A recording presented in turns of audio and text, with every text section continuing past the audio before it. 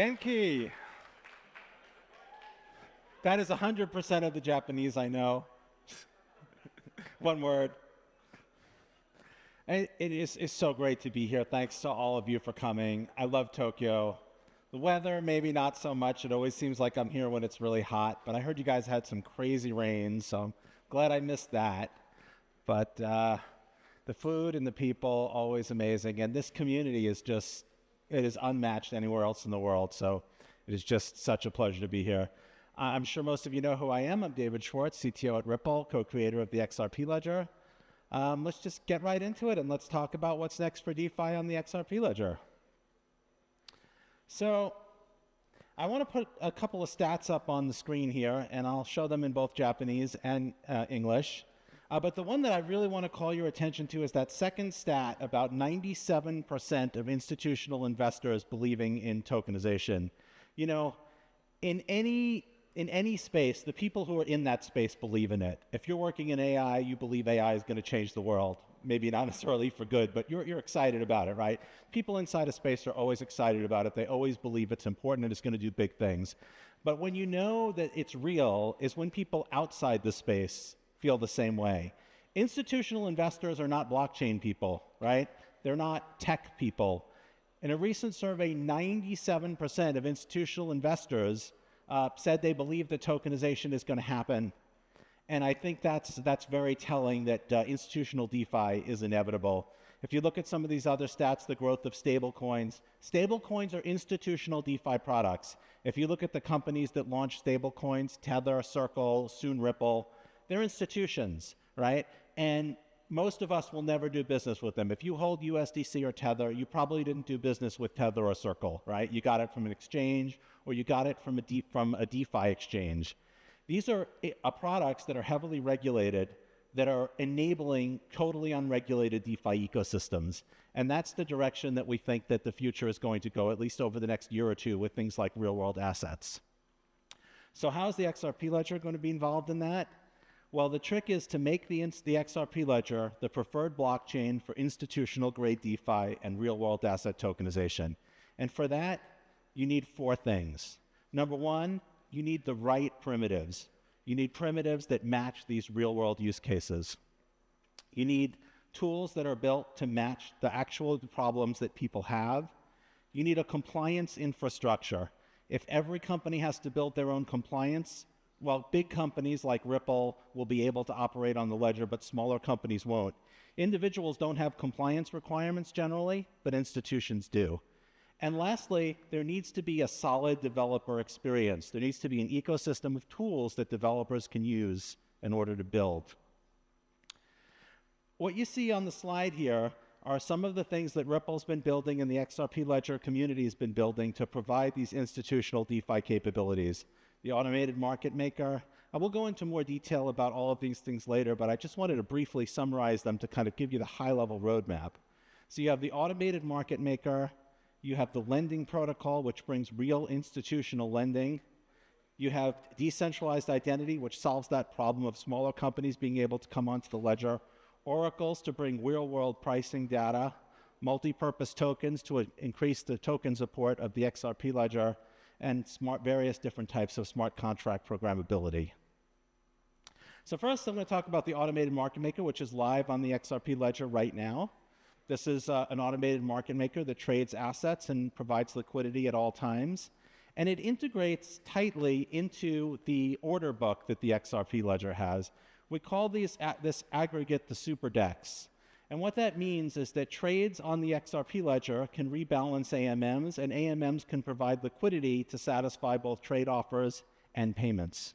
This is a very unique feature of the XRP Ledger's AMM implementation, and there are several other unique features that are worth calling out. One of them is the continuous auction mechanism, which reduces impermanent loss. This is a fairly clever feature that reduces the losses due to arbitrage. If you're a token holder in the automated market maker, you hold a sort of share of the automated market maker's yield. Arbitrageurs will trade against the automated market maker when prices change and take some of the yield away. What this continuous auction mechanism does is it enables people to bid for the right to sort of be the first one to arbitrage. And if they pay, and so some of the money that would normally be made by arbitrageurs and be losses to the pool, part of impermanent loss, instead is yield from the auction mechanism. So forthcoming is the lending protocol. This is a true institutional DeFi feature. This is institutional lending. These are like mortgages or commercial loans. They're not over collateralized like DeFi loans. These are traditional loans, and they're enforced off ledger. So that means that the credit check, if the payments aren't made, there might be litigation. That all happens off ledger, but the funding all happens on ledger. So that means that if you're interested in funding a loan, you could pay into one of these lending pools, and as payments are made on the loan, you could receive money automatically from the ledger as those payments are made. And you could also use the loans as collateral. You could use your share of the payments as a form of payment. So it'd be very liquid for the holders of these loan pools. Interoperability is absolutely, absolutely critical. You know, if you think about what makes the internet great, when you use a website, you don't have to think about where in the world that website is. You don't have to think about what software the website is using. You don't have to think about whether they're connected by Wi-Fi or fiber optic. Like, it just works. If we build an ecosystem on blockchain where users constantly have to think about which tokens they're using or which tools or blockchains they're using, the users are going to have terrible experiences and we're not going to have users. What we need is a sort of unified ecosystem where users can get good experiences regardless of where they store their funds or what tools they're using. We're hoping the XRP ledger can be positioned to provide a sort of trading hub for connecting some of those ecosystems with things like stable coins and real-world assets. Programmability, extremely important. The XRP ledger itself is a fixed function ledger. It has transactors that have a broad array of complicated functions, but they're limited to the functions that were envisioned when those transactors were designed. On an EVM sidechain, you can implement smart contracts that do whatever you want. There's some disadvantages to that around security and throughput and cost, but there's a tremendous advantage in flexibility. So if you have a use case that isn't well matched by the existing transactors, the EVM sidechain would be a place where you could do that. It is compatible with other EVM chains, so if you know how to write EVM smart contracts, you already know how to work on the EVM sidechain. It's built on the Cosmos SDK, so it gets all the benefits of that.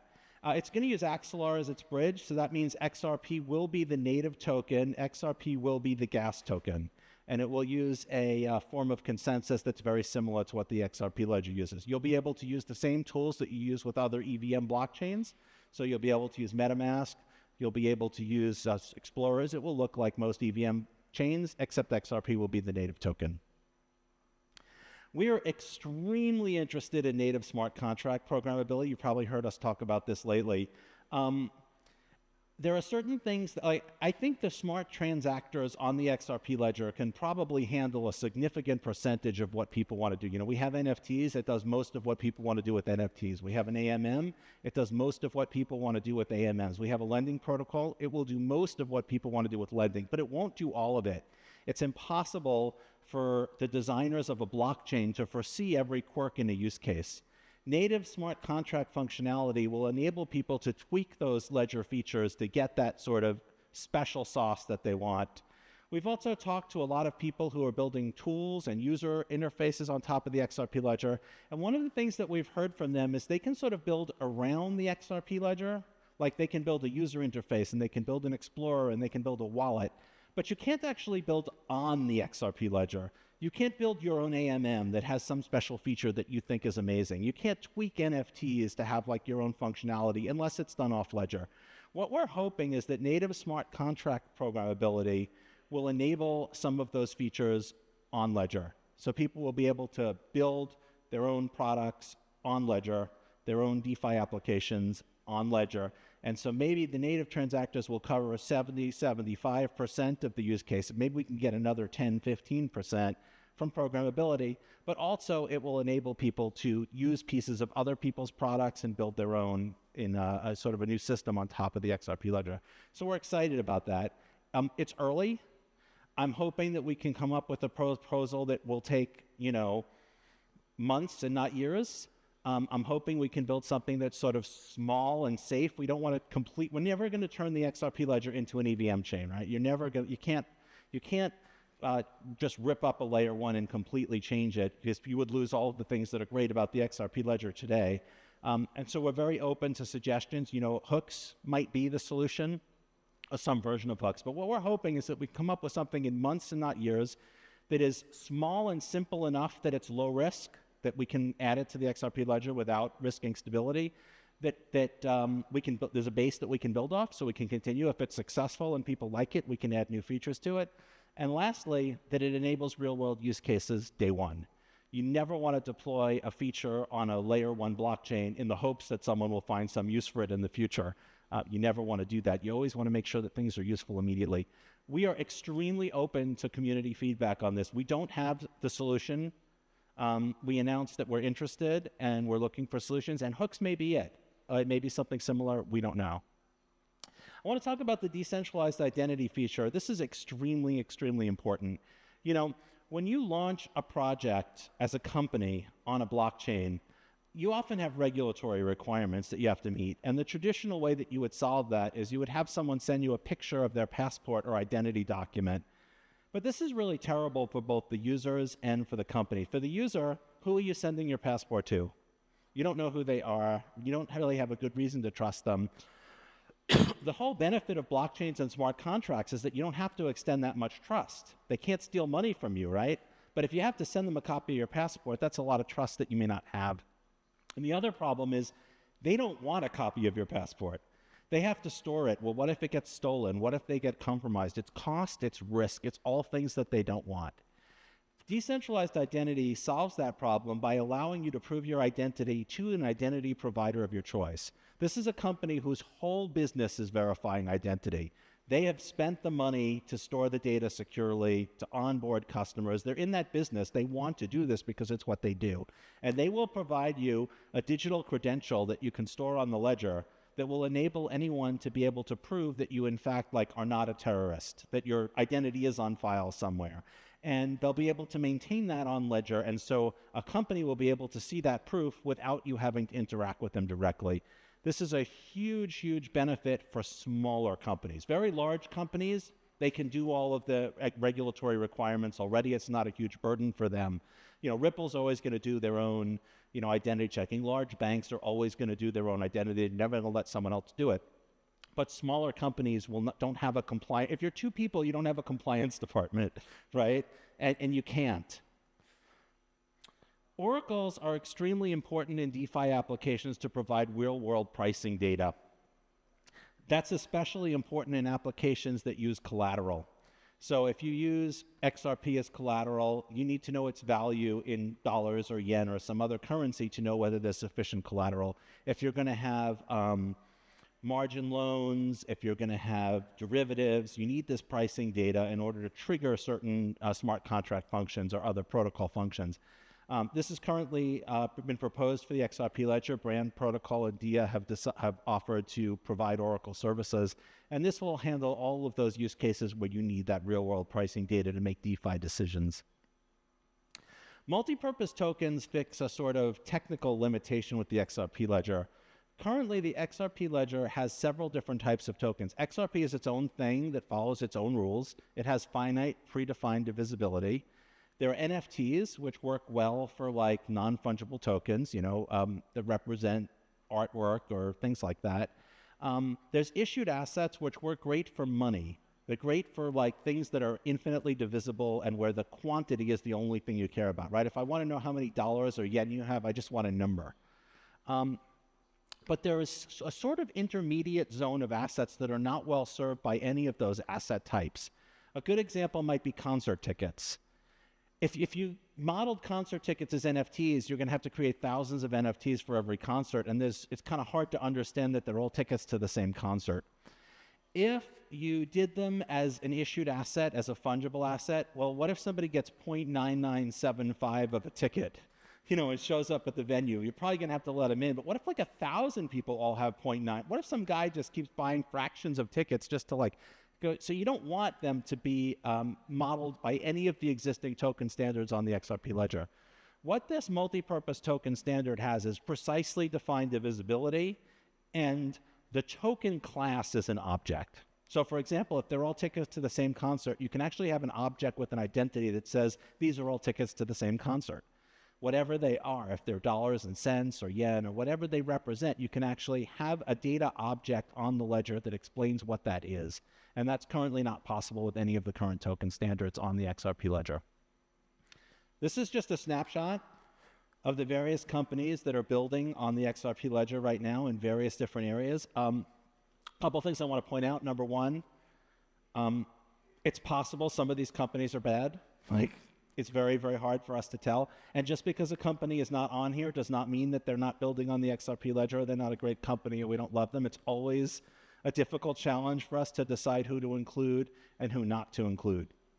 I just want to call out for a second, you notice that there's a section in the upper right of gaming and metaverse companies. Now, I didn't talk about gaming and metaverse at all. That's not sort of on Ripple's strategy for the XRP ledger, but that doesn't mean that we don't think it's a good idea, right? Every good idea is not a strategy, and some things that are not part of our strategy are going to be good ideas. We're very supportive of gaming and metaverse products, where we give grants to them. You know, they're welcome to participate in every way. We will provide technical support. Just because you're not on our roadmap doesn't mean we don't love you and think you're great. It's just, in order to have a strategy, there have to be things that aren't part of the strategy. In order to know what you are, you have to know what you aren't. But I just want to point out that, like, we think institutional DeFi is probably, for the next year or two, where a lot of the action is, and probably where the most growth is going to be. We could be wrong about that, and that doesn't mean that other things are not going to take off as well. Like, we don't have a crystal ball any more than anybody else does. So please build where your passion is, and we're fully supportive. So here are some resources that should be useful to anyone who wants to build. There's the XRPL Commons, the Learning Portal, grants, and the accelerator. You've got links to all of those things here. Again, we're very supportive of projects. We're super interested in institutional DeFi. Again, that's where at least I think a lot of the growth is going to be over the next year or two, but that doesn't mean that we're not supportive of other projects. You don't have to fit into our roadmap to build on the XRP ledger. It's a public good. It's a resource for all of you to use however you want. Thank you.